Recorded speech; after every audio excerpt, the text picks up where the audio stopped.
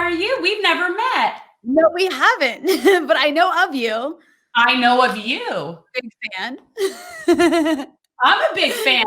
So I need to find out how to get on your Left Bitches show. We got to have you on. I mean, you're on the list. We have like a list, so we're gonna make our way through it. No, that's all good. I'm just joking. I love the title of that. Thank you. Wait, can I say that on your? Can I say it on your show? Or you can say anything on my show because we're not monetized yet. Oh, okay. How's it going though? You have a really nice setup. It's like. Oh, thank you. This is actually, I have an art business. And so a lot of this is my inventory. And I used to do shows, like not the Thurgood Marshall poster, but like these things. I take vintage pieces and make them into jewelry displays. That's so cool. For hanging your earrings and stuff. Yeah. That's business. Awesome. So thank you so much for coming on. And I wanted to ask you something because I caught something this is one of those nitpicky things that I catch. So how do you pronounce your last name? You can say Khalek. But that's not how you would really pronounce it, right? I mean, not if you were like in the Middle East. Exactly. It would be Khalek, but I wouldn't expect everybody to be able to make that sound. It's not easy. I caught Chris Hedges. And when he introduced you, and I thought, okay, if anybody knows that dialect, it's Chris Hedges. So he's probably saying it correctly. And then the rest of us say it like gringos. Well, I also I introduce myself like that too, because it's like a sound that most people can't like make in the English language. Yeah. So it's whatever works. I'm not like offended if somebody can't say my name because they can't speak Arabic. I come from grandparents that were Orthodox Jews. We could say that. So we have. Okay, so there you go.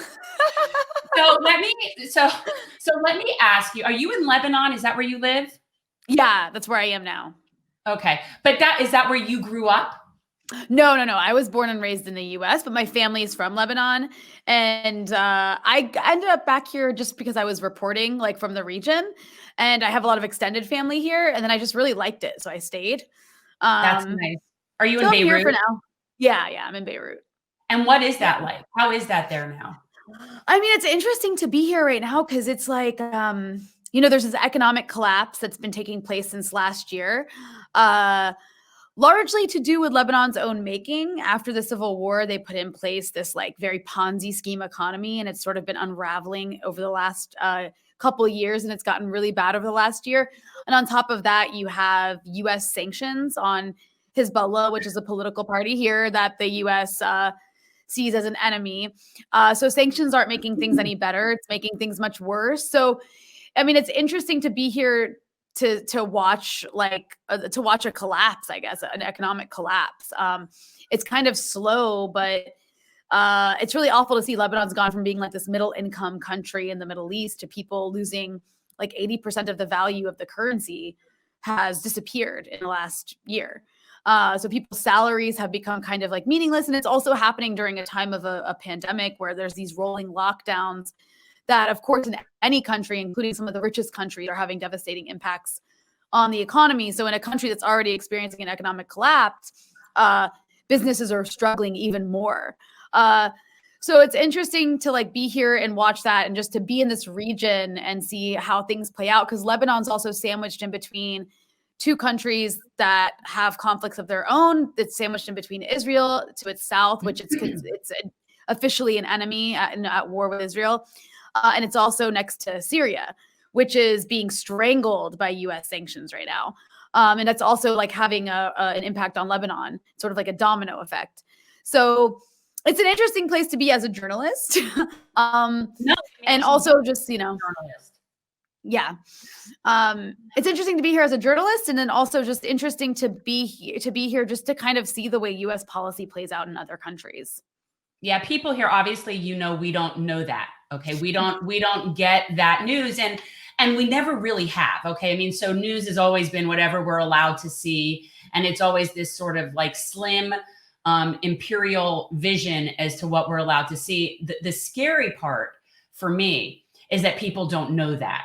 So it's like, I'm actually content not knowing everything, because for the most part, there's stuff I don't want to know, but I know that I don't know, so there's this understanding that there's something infinitely greater going on that we're not privy to. And most people here, I think, walk around with this arrogance, like we just know everything that's going on.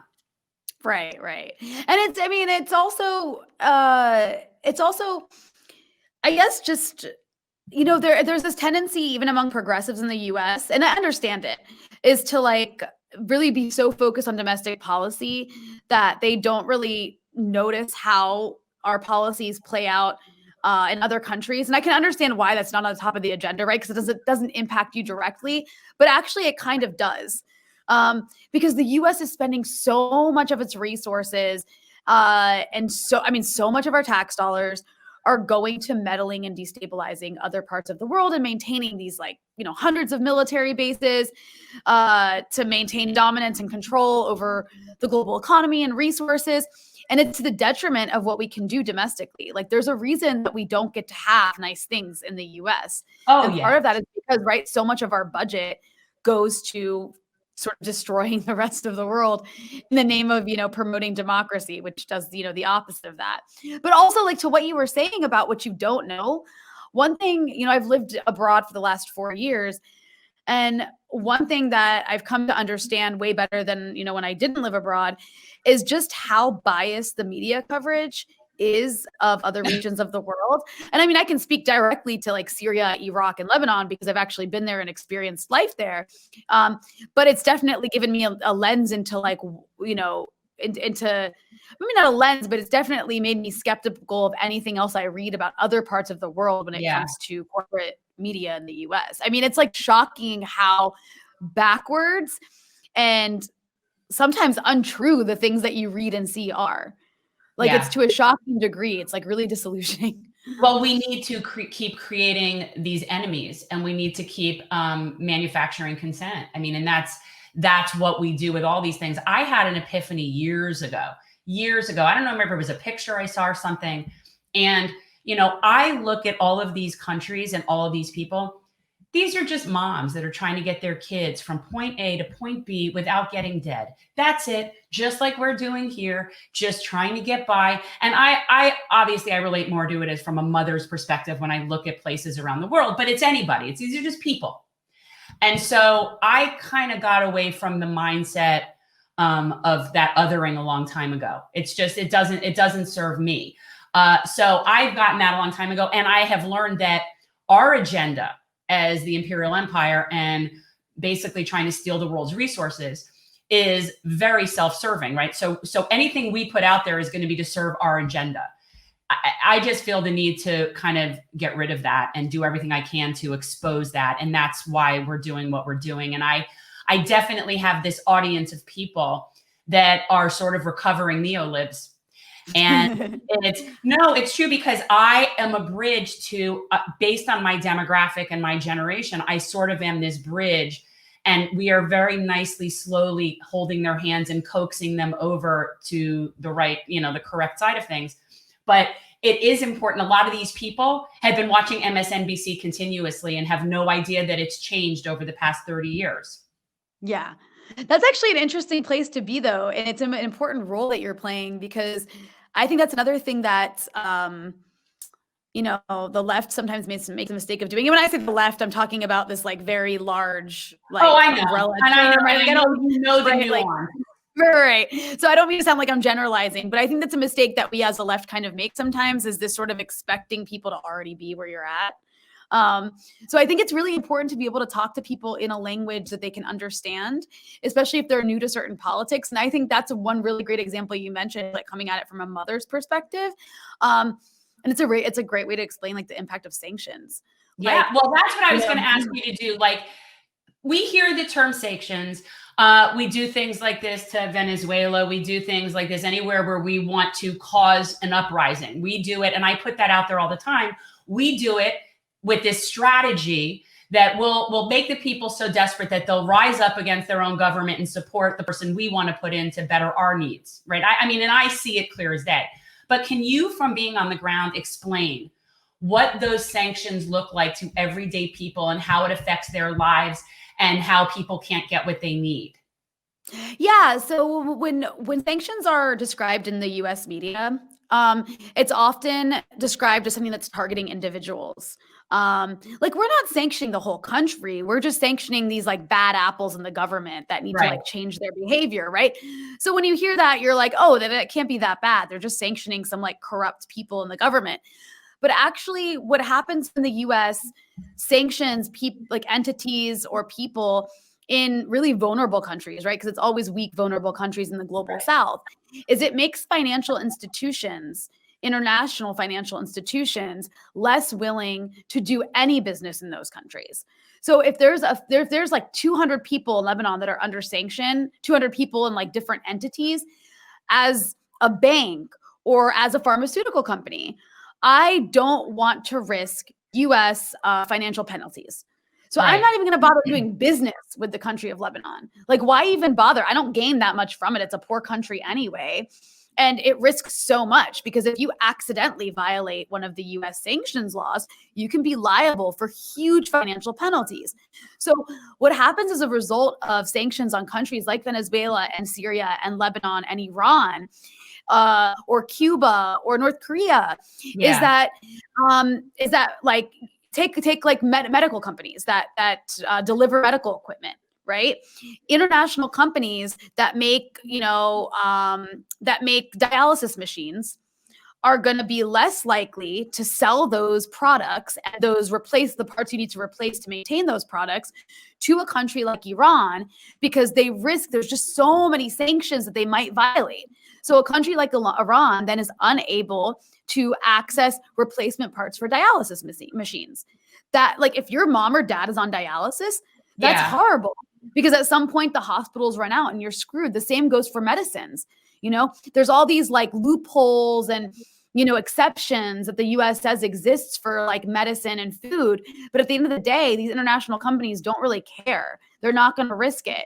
So the entire, that's just like basic products. You want a replacement piece for your car. Maybe you're a taxi driver and you have a car part that needs to be replaced, but you can't get it because it's a German company. And now, your country is unable to import those products because that company doesn't want to be liable for sanctions. So that's one side to it, right? Is like infrastructure, people's personal belongings, and then also like infrastructure, like hospitals start to sort of break down because they can't replace things and buy things. On the individual level, it becomes an issue of when the US sanctions financial institutions in your country, it destroys your currency. Like completely destroys your currency and destroys your exchange rate so that the local currency becomes worthless, right? It decreases in value like tremendously. So maybe last month I was making $500 a month in Syrian currency, but now the Syrian currency has been so devalued that my income is now worth, $50 a month.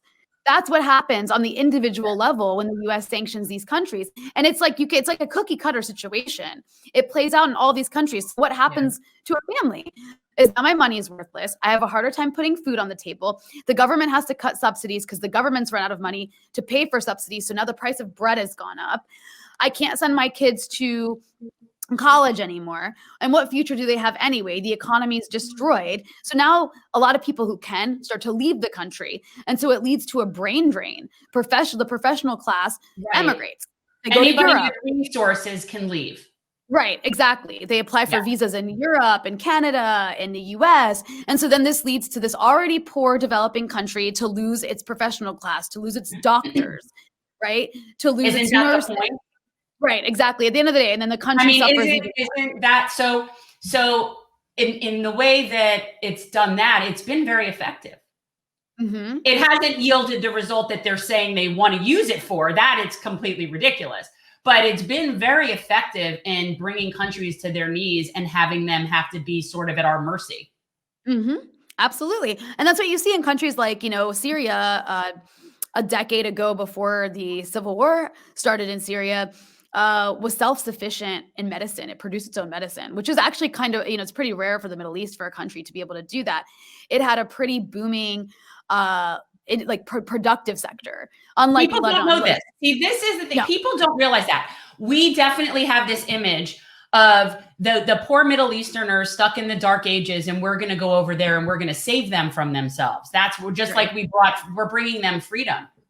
Yeah. So yeah, how's that working out? Quite the opposite. Yeah, not working at all. It's quite the opposite. I mean, in a lot of these countries, obviously there's a lot of problems.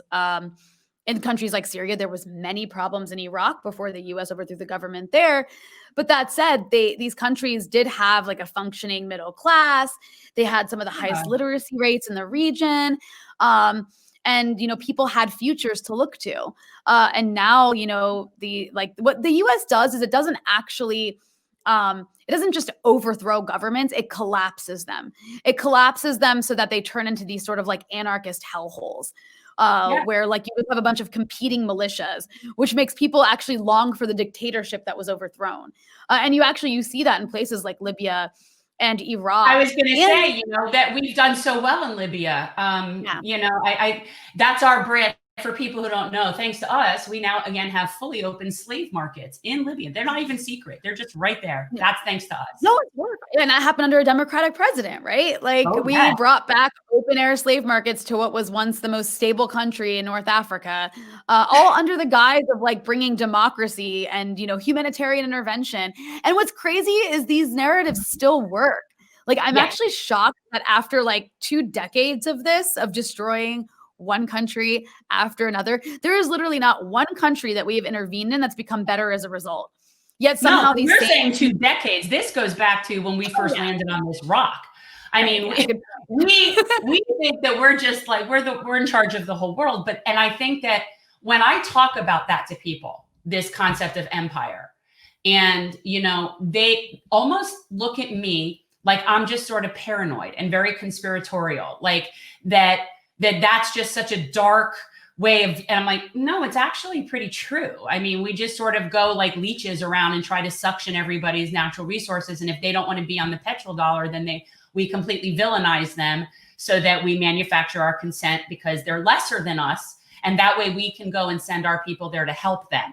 We're helping. I actually appreciated about Trump that he said, we're there for the oil. He was really open about it. I actually, when he said that like months ago, I actually turned to the TV and I was like, thank you for your candor. I actually appreciated it. I'm like, yeah, we're there for the oil. And no one's ever said that before, but yet they act as if he's the only one doing it. Right, but he says it out loud. Well, him and Neera Tanden. Well, but and that is the one thing about anybody, even if I despise them based on their policy and their morality, thank you for telling me why we're there. I actually appreciate it. I mean, yeah. You actually, so you ran against Debbie Wasserman Schultz. I did. Right. So I think she's probably one of the most militaristic, hawkish Democrats in Congress. She's essentially a Republican. I mean, she's a Republican. She'd be a Republican if we actually went according to votes. She'd be. She didn't even see fit. She voted. She was one of 30 Democrats that voted against reducing the Pentagon budget by 10%. She also voted against withdrawing from Afghanistan. How did she win? Like, is it just like the district is really conservative, or like what is it? No, it's very gerrymandered, and we have a very old demographic that tends to be very Biden blue, not Bernie blue. And, you're dealing with old people. And that's really what this concept of generational change is. I mean, this is, and like I said, I am somewhat of a bridge. I do know those same people. I'm connected to those same people, but really it comes down to name recognition for her.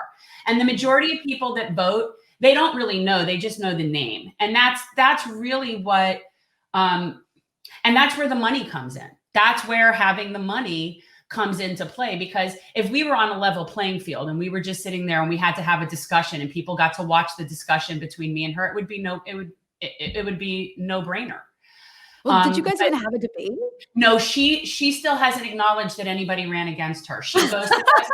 She had all the local media ghost us. All the Dem clubs ghosted us. Nobody even acknowledged that there was a race. They had forums for every other seat and pretended that our race wasn't happening. And that's how she controls the whole thing. I mean, she controls the whole narrative. She also controls the unions. And even though she was a very big supporter of the TPP and has regularly been pro-management, pro-corporate, she still has connections and they support her even though she's not in their best interest. It's very, it's political. Yeah, geez. Yeah, we're working on dismantling. We're working on dismantling it. We know exactly who the people are that are impediments to progress, and now we call them out by name. So that's been good. Yeah, yeah. But I mean, what? No, I'm sorry. Go ahead. No, I didn't know. I was just gonna say she reminds me a lot. It's like a lot of like Nancy Pelosi. Nancy Pelosi also refused to debate the Democratic challenger. Yeah, no, they can't because they have no substance, they have no policy, and they know that they're not popular. See, that's the thing. Like when you look at how dysfunctioning a republic is, and this is what I say: if you were living in a functioning republic, then your policies would reflect the majority opinion. Okay. When your policies are nowhere near what the majority is, and what is the majority is now considered the fringe, that's a non-functioning republic. People like Nancy Pelosi and Debbie, they're sitting there just to hold the power for the corporates. That's it. Yeah. They don't care about policy or helping people. They're not there as a service. They haven't been there as a service, if ever. I don't even know, but not for years. So it's a joke. We're a farce. We're a farce. And the people that do follow policy recognize it. And so our goal is to get more people aware of policy. That's what we have to do, because when we stop labeling, that's another thing. The tribalism of the color war is very frustrating. And when we stop labeling and start looking at policy. So I got a bunch of crap for going on Tim Pool's show last week. Why? Oh, because everyone's like, why are you going on a right-wing show? He's a Trump star. He's a Trump star. But okay, so the Democrats, then their strategy would be for me to continuously go inside their echo chamber and keep yelling and not ever educate anybody outside of their own little approved echo chamber. This is why we can't have nice things. That's a huge no. I mean, it's the same issue with like the argument with Tucker Carlson. It's like these people have huge audiences. Yeah. I mean, it's not like if you can go on and give a left message to their audiences, that should be a good thing. And there is like a real problem among like liberals and progressives too about the idea of like boycotting anything right wing. Well, it's cancel culture, platform shaming, and completely counterproductive. And every time, and the left eats its own better than anybody. That's the beauty of the right. The right falls in line. Yeah. The left, we just eat our own. We sit there with our little purity tests and eat our own, and we can't get anything done. We can't even, look, if I agree with someone, let's say Rand Paul, right? I don't like him. He doesn't support most of my policies. But if he's going to stand on a platform and talk about getting out of, regime change wars, then yeah, I'm going to have his back on that. And I'm going to work with him and I'm going to do whatever it takes to get those things done. I don't have to agree with him on everything. And this is funny. That wasn't that controversial. I remember like 7 or 8 years ago, Rand Paul would be one of the only people speaking out against drone strikes. Yeah. And it wasn't that controversial for like him and Dennis Kucinich to like get together and do something, in partnership against drone strikes. But for some reason now there's this new, especially since Trump came into office, and it really is a way for like the sort of corporate Democrats to like shut down the left, is to say, we can't, like, it's funny. They can work with the Republicans to pass Pentagon budgets, but don't even think about working with them to end a war.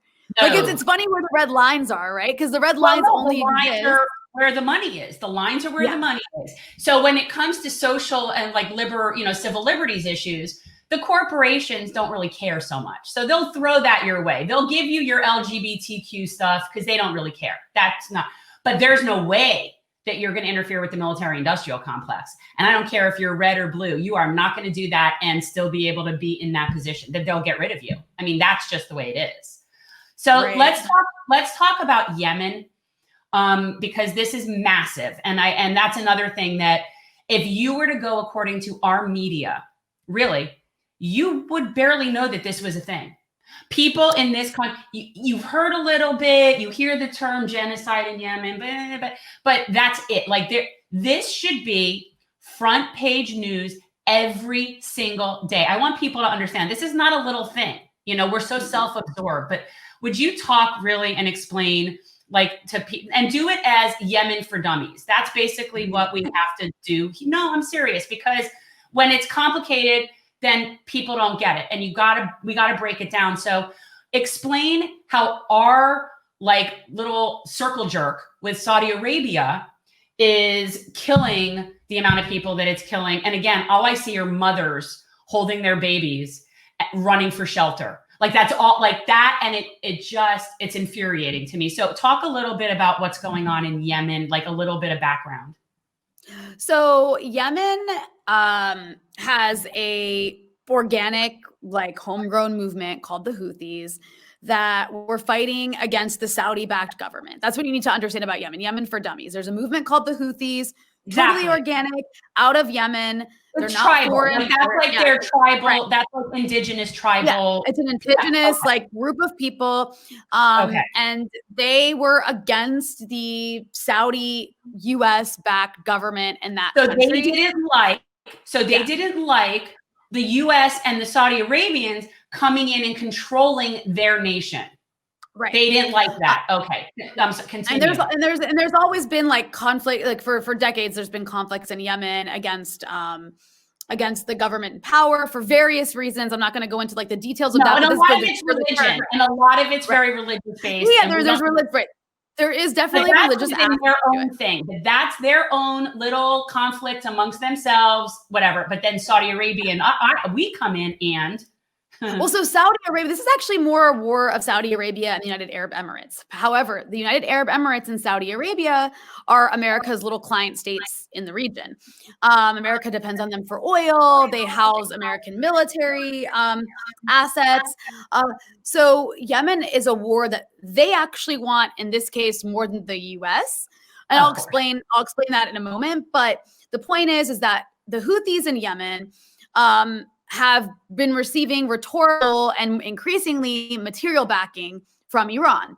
More rhetorical than material, basically because they're against Saudi Arabia, right? And Iran and Saudi Arabia have this rivalry. And so the Saudis see the Houthis as an extension of Iran because they're paranoid and they see anything that's like that's against Saudi Arabia or American or Israeli or Saudi hegemony in the region as like part of an Iranian plot.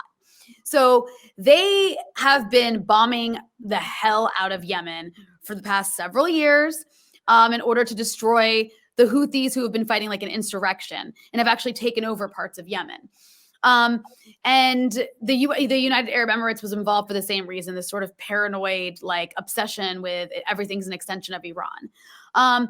And so the US, Saudi Arabia could not do this without U.S. weapons, U.S. armed Saudi Arabia, without the U.S. refueling Saudi jets in midair, and, without U.S. support. It wouldn't be possible. Also, without British support, it would not be possible.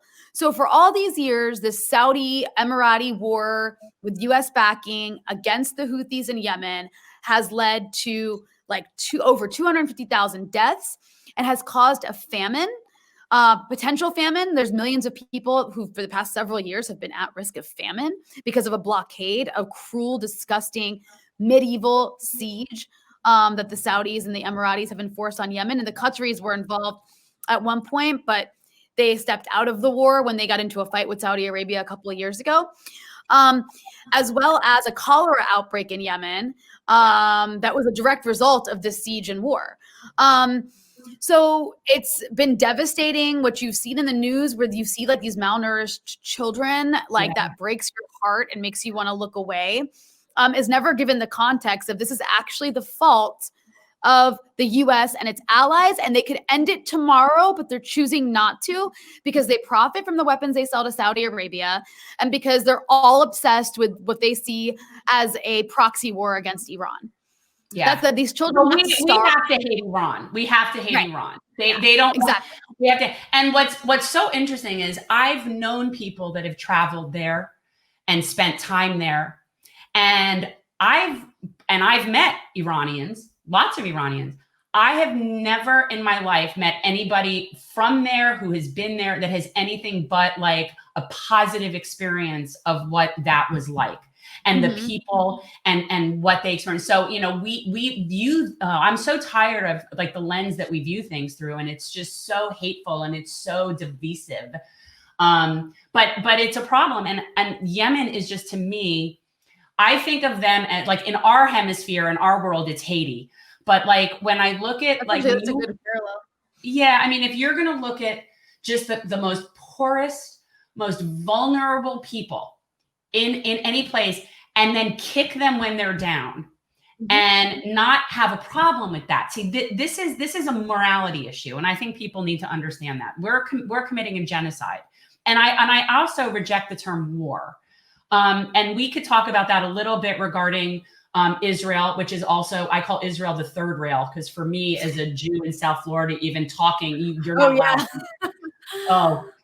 It's ugly, and I do it, and I get the crap for it, and you know, but when we do things to vulnerable communities, and then we're able to sell it like somehow it's okay, every time we do that, it chips away at any sort of morality or integrity that we have as a country. I don't think people really understand that. Like, you cannot be a beacon of something when you don't have that. It just doesn't Saudi compute. Arabia, you know, when you mentioned like kicking it while it's down and comparing it to Haiti, Saudi Arabia is the richest country, is like one of the richest countries in the Middle East, if not the richest, you know, one of the richest. Well, they're all friends, though. They're all friends with the rich people. Of course. They're all friends. Right, but Saudi, the richest country in the Middle East, is literally destroying and starving the poorest country in the Middle East. That's what you have here.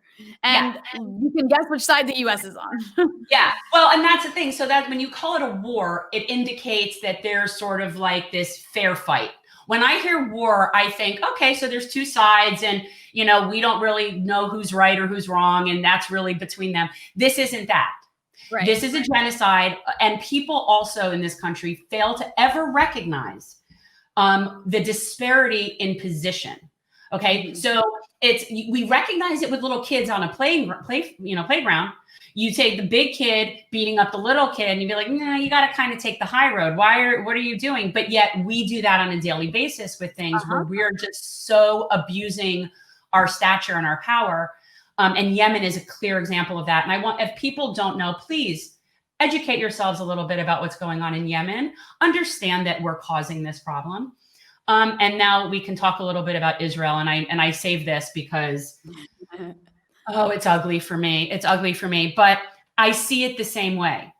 It's seen as this fair rivalry of sorts. It's viewed by Jews. And I say that I was raised this way. It took me about 10 years to deprogram myself from a lot of being raised very pro-Zionist, and this is something that people don't talk about. And in all fairness to Jews and older Jews and the older generation, they are coming at this from a post-trauma mentality. Okay. Right. It's a collective trauma. And so my grandparents, for example, were very fear-based in their thoughts about Israel. Okay. It was very post-Holocaust, and it was a post-trauma. Okay. So now we've had time to sort of like do a breakdown and look at it a little bit more reasonably and rationally. And we have to now acknowledge that this is not a fair dispute. This is not a two sides of equal, values. This is not a fair fight. And so what we have is the other side, if we would call it sides. And I only say that speaking on behalf of my neoliberal Jewish friends down here. What we have is what's considered the opposing side that really isn't. Okay, they're not. And we just talk about punching people when they're down. And I want to just tell you this before I ask you, to go into it further. When I reference Gaza, and I try to do this as clearly as possible, I try to tell people this. We have human beings that are being born into captivity. Now, if that were orcas, they'd be freaking out. We can't have the orcas. We don't want it. We don't want to have kids separated from their parents at our border, but we're okay doing stuff like this in other countries and having children being born into captivity. And I don't think people really understand what that is. I think they really see it's like an even fight. Like they're them, it could go either way. And could you please describe a little bit the complete inequality of what we're talking about. Yes, some Palestinian might come up to a wall and they throw a tire that's on fire. So then we gun down their whole family. And I just think people need to understand this disparity and that it is not a fair fight. Yeah, I mean, Israel's a colonial state, right? It was founded as a ethno-nationalist state, as a Jewish state, and it was meant to be majority Jewish in an area of the Middle East that historically was not majority Jewish. And in order to make that happen, they had to commit crimes that all colonial entities have to commit in order to carry out their project. In this case, that meant the mass displacement and ethnic cleansing of the indigenous population, that being Palestinians. And of course, they weren't able to get rid of all the Palestinians. So there's like a different tier depending on where you live in Israel. I think there's about 5 million Palestinians altogether. Yeah. Between I'm not talking about those that live inside Israel proper. Maybe I am. I might be getting my numbers wrong. Maybe it's about 6 million altogether. Well, all I know is that Israel's sole concern is keeping majority. They're going to do whatever.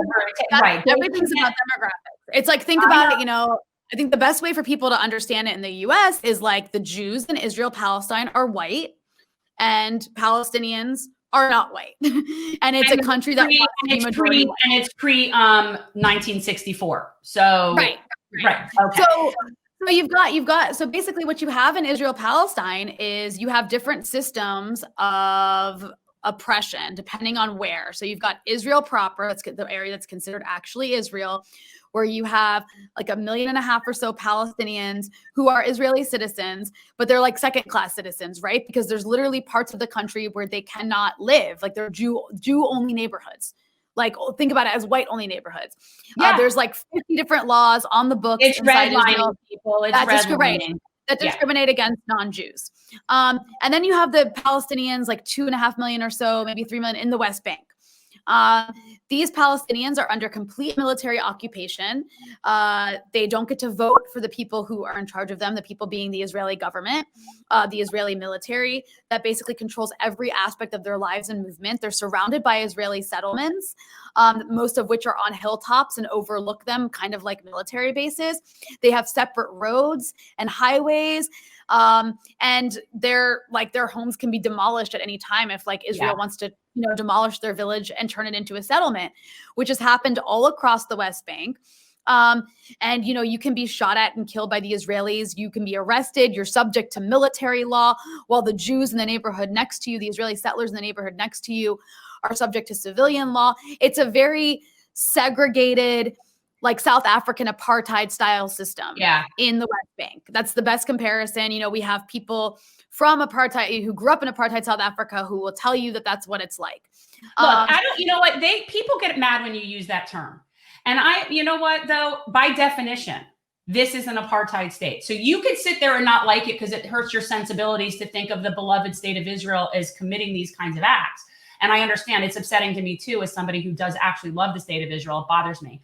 But think of it this way. I'm not happy with what this country does most of the time. So why would I be happy with what one of our allies is doing most of the time? Right. They are just an extension of us. It's us. It doesn't, Exactly. Well, it's an extension of Europe. I mean, it's a European colonial project at the end of the day. And, you mentioned the Holocaust. I mean, what Israel and the entire Zionist movement have done is they have weaponized the traumatic memory of the Holocaust to justify oppression. And that's what's really disgusting about the entire project, right? And then you have Gaza, which is a different level of cruelty because Gaza is an open air prison where people cannot leave. It's one of the most densely populated areas on earth. It's got 2 million people in it. And literally it's a very small strip it's not a very large area of land. It's in the coast. And people are surrounded by, they're surrounded by Israeli towers, the Israeli military. If they go too close to the fence, they'll get shot and they'll get killed. It's funny in a really dark way. For years, a lot of these columnists like Thomas Friedman and David Brooks and Jeffrey Goldberg would be why can't Palestinians just, protest peacefully?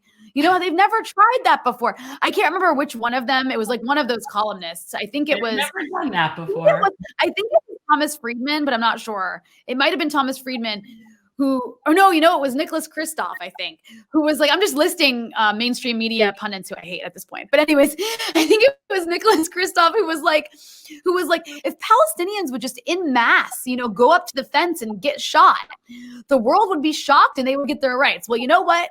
For the past several years, Palestinians in Gaza have gone up to the fence and they've had their kneecaps blown out. They've been like crippled and killed by the Israelis, and no one has cared.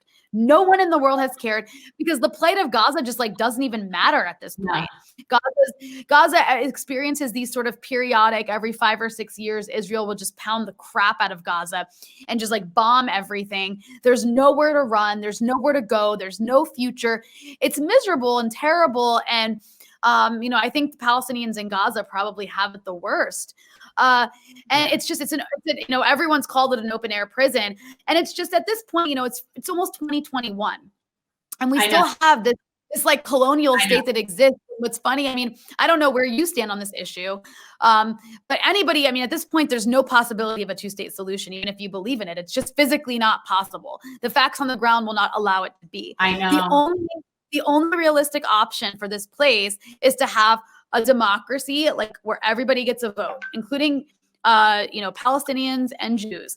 That's where the fight is now, is people, either agree with that or they don't. And those that don't agree with that are basically just kind of showing themselves, they're showing their true colors. They're showing that they agree with indefinite occupation and apartheid, because that's the option, right? It's either indefinite occupation and apartheid or you give everybody rights. And I didn't think equal rights were that controversial. But they're so controversial. The idea that equal rights in this area of land is so controversial to like American supporters of Israel, that they're trying to, create these laws across the country to equate calling for equal rights in Israel-Palestine with anti-Semitism, which is like the biggest joke ever. And also makes a huge, it makes a mockery of actual anti-Semitism. I say this all the time. It's so, and as a Jew, it's extremely, extremely infuriating, because we do see legitimate, actual cases of anti-Semitism all the time. All the time we see that. So we don't need to make it up when it doesn't exist. And criticizing a government, criticizing a sovereign state is not criticizing a religion. Now, it's also dangerous. It's also dangerous to equate criticism of Israel with anti-Semitism, because you're essentially just equating the state of Israel with Judaism. And that's by design. That is the territory of anti-Semitism. If you want to equate the oppressive and violent acts that Israel as a country carries out with a religion, that is dangerous. But I will tell you what people here think. Like, this is what I get. Like, if I'm going to where like the older Jews are, and the truth is, on paper, I support a two-state solution, and the truth is, in my utopian universe, that could be possible. But I do not support anything that's going on right now. This is I haven't for years, and so I'm considered a self-loathing Jew. Max Blumenthal and I joked about that at one point. To be a self-loathing Jew. But it's a massive thing. But what the fear-based mentality is here, and I can even be very specific as to Gaza, what they think. They're like, well, that's all because of Hamas. Those people, they voted for the wrong leaders. If those people would just not, it's Hamas. And if we let down the restrictions, then they're just going to come in and take over and kill all the Jews. So this is really, and it sounds hyperbolic. But I assure you, that's the mentality. And it is that very post-Holocaust mentality. And it's also this very fear-based thing. And we see it here with race. So basically the premise is, it's almost like the Jews sort of subconsciously know, well, if we open it up, maybe they'll be as shitty to us as we were to them. And it's the same concept in this country with race. Whites assume that just because you give Black people power, they're going to come back and use it against you. You know what? Not everybody's like that. So also, historically, this has always been a fear of the people in power. Even in South Africa, in South Africa, like, you had a minority white population that was like really scared because they were completely outnumbered. Like, if we give all these Black people who we've like treated like crap, if we give them all rights, like, there's way more of them than us. But you didn't see a slaughter afterwards. And there are ways to like prevent that from happening, but it's a powerful, I almost feel like you can't convince somebody who's 70. You can't convince an American Jew who grew up in the shadow of the Holocaust. And that's, yeah. You can't, you're not going to change their mind. Like I've seen that, not just with I've seen that with other issues too, not just with American Jews and Israel and the Holocaust. No, it's old people in general. Right. It's when someone's like 70 or 80 years old, like they're pretty set in their ways. It's very, very difficult. It's like trying to convince a 70 or 80-year-old who grew up in the Cold War fear-mongering era that socialism's good. Yeah, and I do that all the time. And down here we get the double whammy of like the Cuban population and the old Jews. So I'm a civilian Jew and a communist. Right. So yeah, I relish in those labels because it's so hilarious. But the truth is, I do want to reach these people and these people that have been brainwashed as Zionists. And I know where they come from because I come from there. I know that mentality. It took me a lot of years. So I want to find the best way to do it without it being like a shock to the system. And what's so interesting to me is how, like, when you look at younger American Jews, like their positions on Israel are completely skewed in a different direction because they don't have, they're so far removed, like generationally from the Holocaust and from that really like being able to be used as like a weapon and in the way they framed their understanding of the Middle East. And so it's interesting to me how increasingly the pro-Israel demographic in the US is moving from American Jews to like these like Christian evangelicals. Well, you know why. Right? You know why. Well, right? Yeah, because they want the rapture. Right. They don't care. And I tell the people sometimes, they don't give a rat's ass what happens to the Jews. They just need them all in Israel so that the rapture can happen. After that, they want you to burn in an everlasting like fire, like lake of fire. Is that what it is? Yes. But as long as we're all in Israel, so in order for that to happen, Israel needs to be a Jewish state. Right. And so, I always say, like, talk about like people that just come together for one issue, but otherwise they wouldn't have nothing to do with you. That's the issue. Yeah. Because they do think we're burning in the fiery pit of hell. No, 100%. That's literally what they're hoping that happens so that they can be raptured. And then crazy is it that we have had leaders of this country that believe that. Oh my God, Mike Pompeo's like a rapture-ready Christian fundamentalist who like wants to bring about the building of the third temple. Like Mike Pence is the same way. These people are that's when people would talk about, we got to get rid of Trump. I'm like, not unless you're taking Pence with him. You're taking Pence. No, he ain't a prize. I'll tell you that. No, I always said I prefer the orange troll to the evangelical, as disgusting as that is. So what do you anticipate with your, I mean, obviously you're you're like a Middle Eastern specialist. I guess not that you couldn't chit chat about China and Venezuela, because I'm sure you could, but so what do you foresee now happens?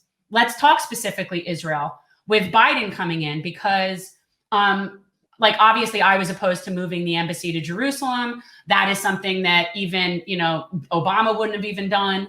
So like where do they go now if we bring in a more moderate, Republican, or he is a Republican, a more moderate Republic here?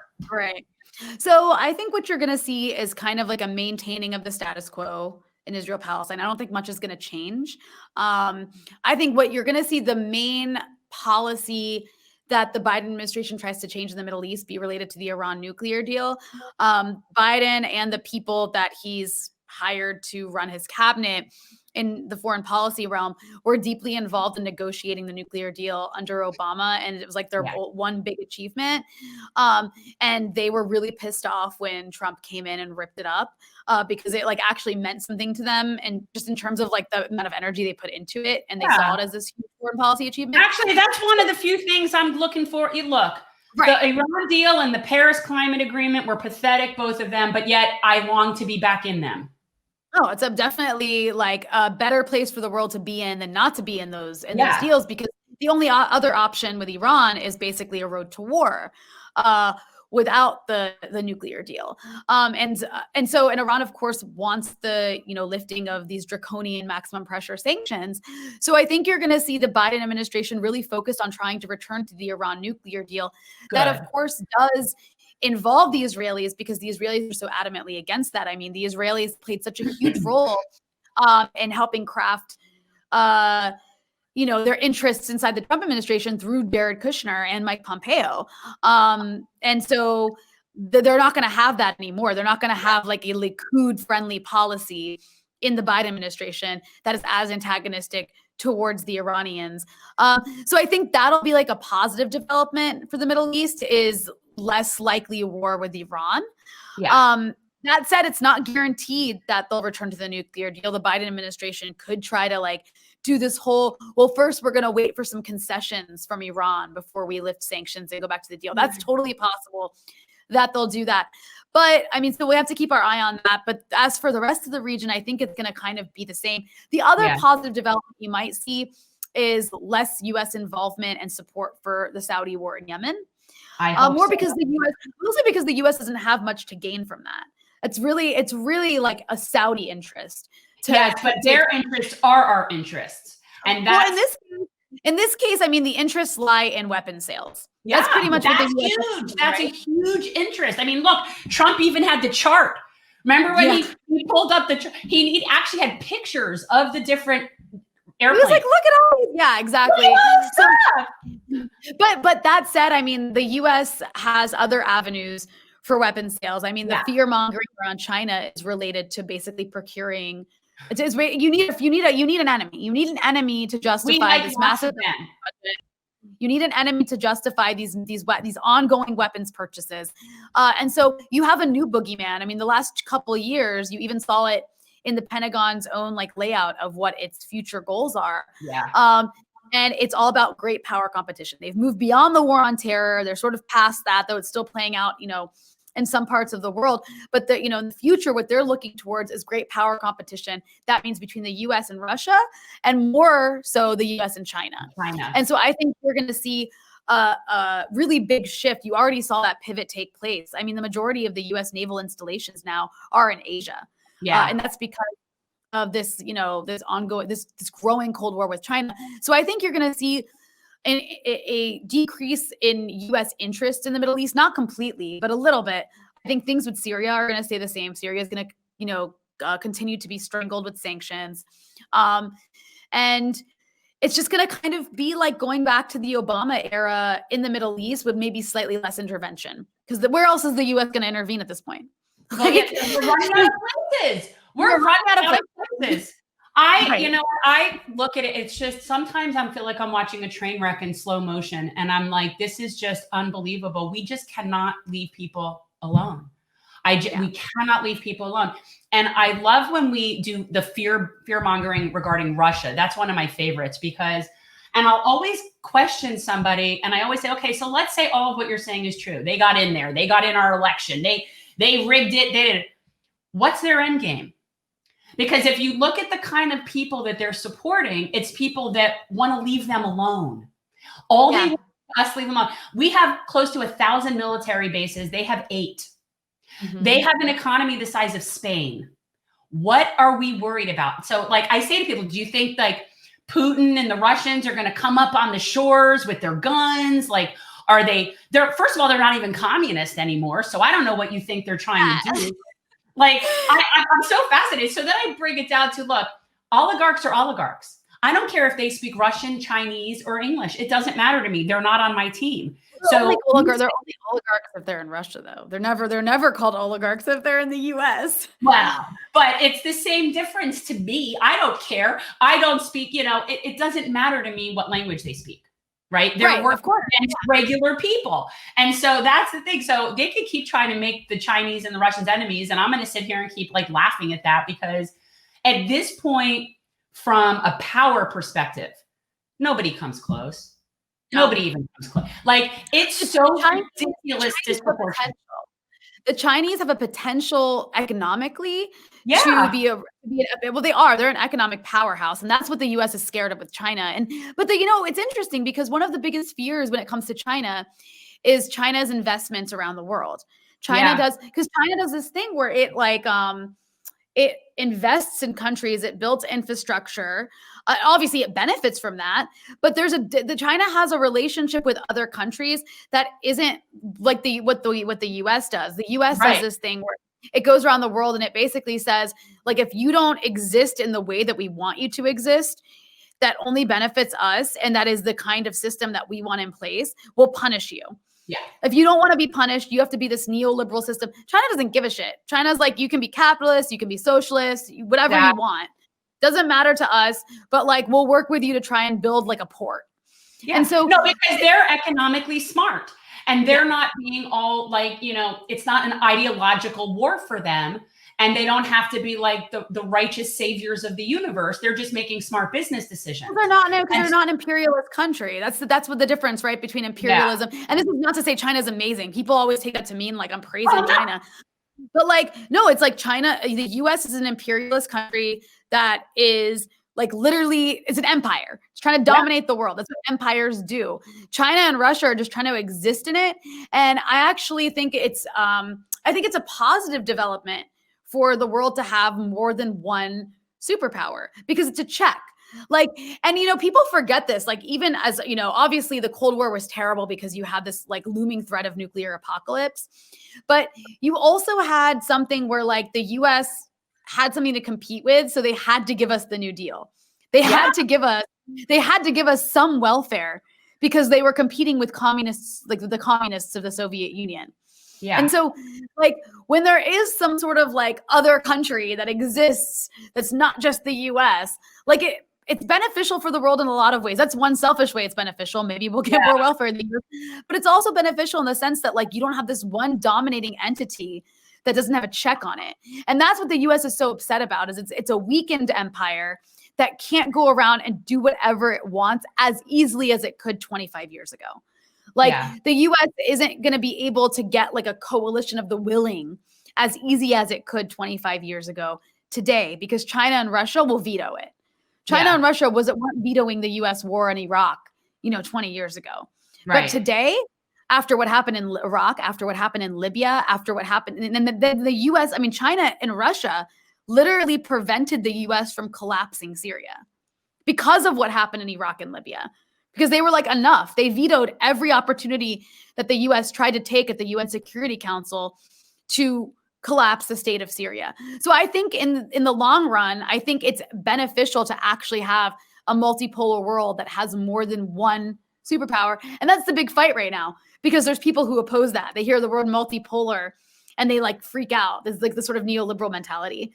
They freak out. And I'll tell you, the other thing is that, we pulled out of the International Criminal Court, right? Mm-hmm. So we have no accountability to any higher source in terms of what we do as far as war crimes, and people need to understand that. So my take on it is, until we get back into where we are accountable, we are a rogue state. Mm-hmm. And people need to, we are the rogue nation that is going around and bullying the world. And I try to make that very clear. And yet I get called names. So, but you're brave. I gotta say, like, I was always impressed. I've been so impressed with your willingness to like speak out on issues of imperialism, because I think that's a big third rail, on top of Israel, Palestine. Yeah. I could say anything except for I can't criticize the existence of a Jewish state of Israel. And the truth is, I don't know that I would anyway. I cannot say anything good about Maduro. Can't happen. Not allowed. But here's the thing. I don't have to support Guaido. I have learned that, like, there's this very fine line you walk with the Venezuelans down here. It's like, okay, as long as I'm not bad mouthing him and I'm not celebrating Maduro, I'm good. I just gotta, so there's that. No, I'll say anything that I have zero fucks to give, Rania. I really don't. I don't need this job. I don't need the money. And I'm not playing games. I'm sick of this stuff. I feel like you guys want to give me a hard time for going on shows like Tim Pool or for speaking out. Should we just sit here and twiddle our thumbs and do nothing? I mean, like, what are we supposed to do with this? How do we know these things are going on and not say stuff about them? That's the whole point of having a platform. Yes. So yeah, no, I'll continue to do that. I always say, like, if I end up like missing or something happens to me, I keep a list. I keep a little list of potentials. And I have my own burn list as well. Oh, I've got a burn list. It's your list of who's going to get purged.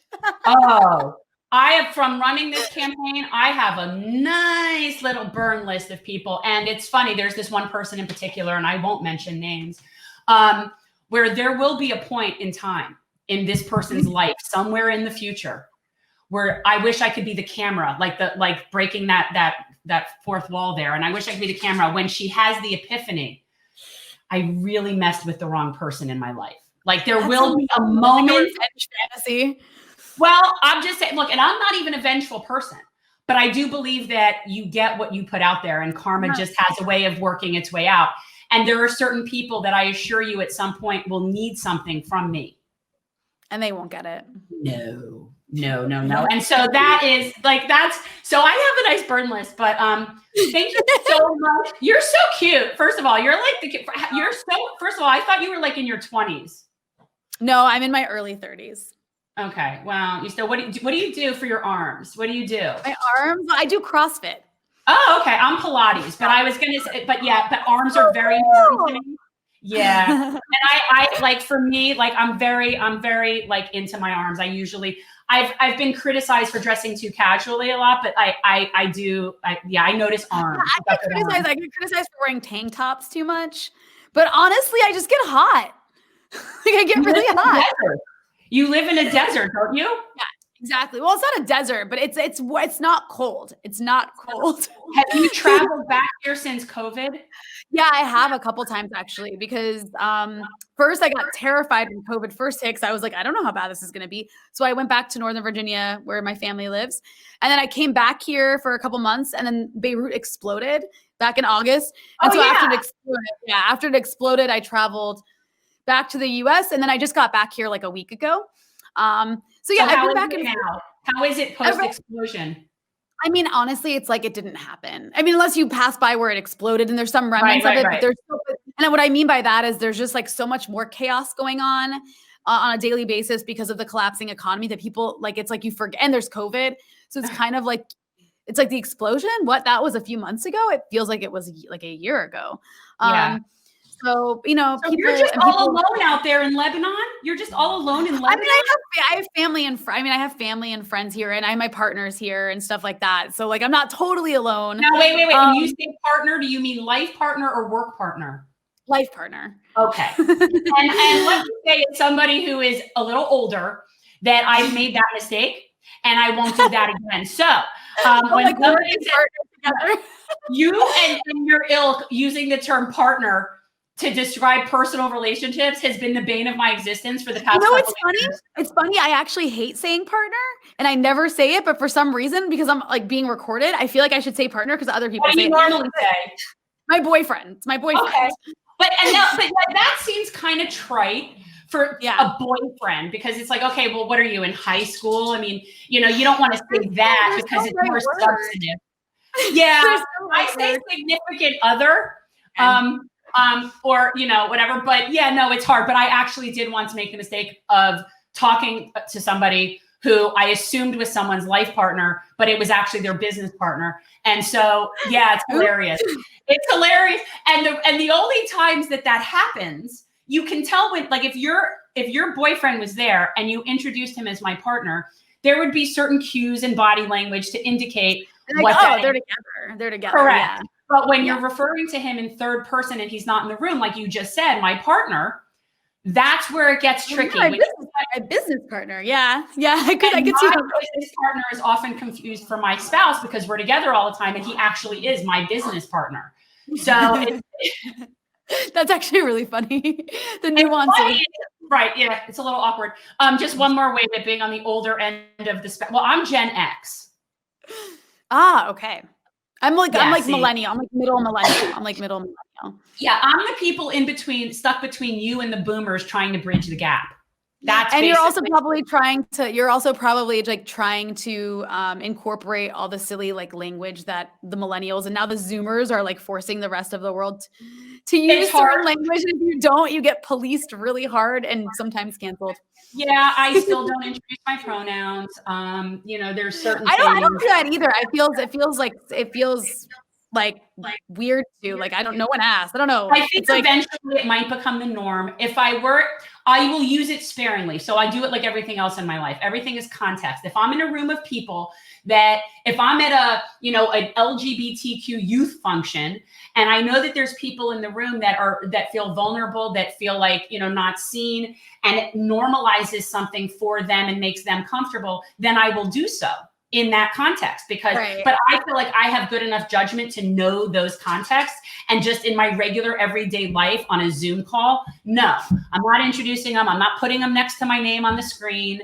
It's not happening. It's very Elizabeth Warren. And people don't realize that elitism is killing them. It is making people hate them. It is making people turn to the populist right, basically in opposition of what they view as the woke. No, it is. It's like there definitely is a sort of reaction to it. Yeah. And of course, there's like the whole aspect of the cancel culture thing. Like, I think it's a bit silly to just expect people to know your language, like immediately. You can't expect people to be where you are. Like, you want people to evolve and change to your side. You can't do it by forcing language on them. Like, I don't know. That's just my personal opinion about a tactic. And I think it should be debated actually as a tactic, but we're not really allowed to debate it. So no, we're not allowed to do that. The woke left is not allowed to do that. We're not allowed to discuss these things. I try to distinguish. That was why I went on Tim Pool's show. I said, I am here as a representative of the actual left.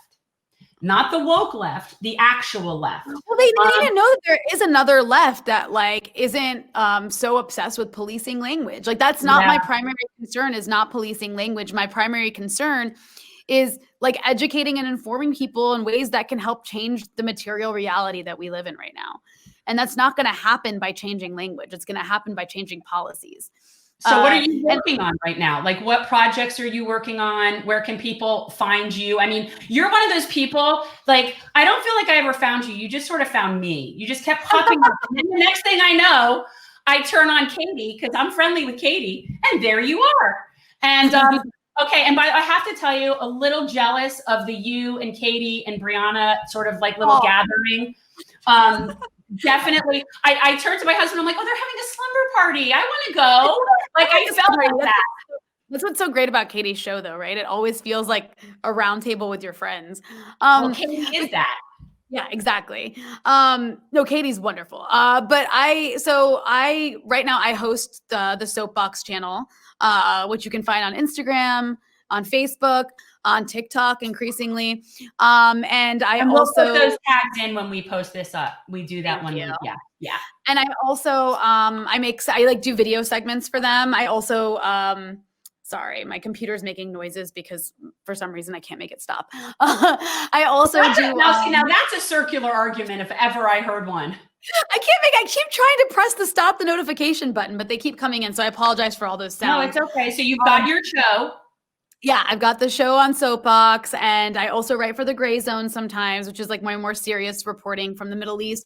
And I also have started hosting a new podcast called Left Bitches, which is a podcast of Soapbox, and it's with my Soapbox colleagues, and it's really fun. And hopefully we can have you on at some point in the near future. I just love that it's called Left Bitches. I find that very charming. I really do. It's a fun name, and we are all left bitches of different varieties. So it's a fun show because we get to like talk out our differences in ways that don't end up canceling each other, which is nice. That is fun. It is. So people can find us there as well. And then of course you can find me on Twitter at Rania Khalek. Okay, so everybody check out Rania. She's definitely an actual source of information. See, I have recently broken down the talking heads on YouTube into 3 categories. There's 3 categories of people on YouTube. There's original sources that are journalists that actually do investigative reporting. Okay. That's like Rania and people like Max and people like Abby Martin. And you've got your actual journalists. Then you have your analysts that are competent and smart. Your Kyle Kalinskis of the world. You have people that look at other people's reports and make really interesting assessments. Also very valuable. Then you have the third category of people, which are just talking heads to hear themselves talk, and they merely parrot the stories that make their own point. Yes. That's useless. So in the hierarchy of talking heads, Rania is at the top of that. So people need to understand there are journalists, and then you're in the category of an original source person that's doing actual reporting. That's top tier. So thank you so much for coming on and talking with us about Middle East for Dummies. We need that here. And we will be forwarding all your information. Thank you so much for coming on, Rania. Thank you so much, Jen. It was great talking to you. Bye. Bye. So that was awesome. I knew it would be. She is just someone who, whenever I've seen her personality, I just knew that we would get along swimmingly. So I hope everybody liked that interview with Rania. We will put her stuff in the links, however that is done. And we will be back next time with some more interesting change makers. Peace out, all.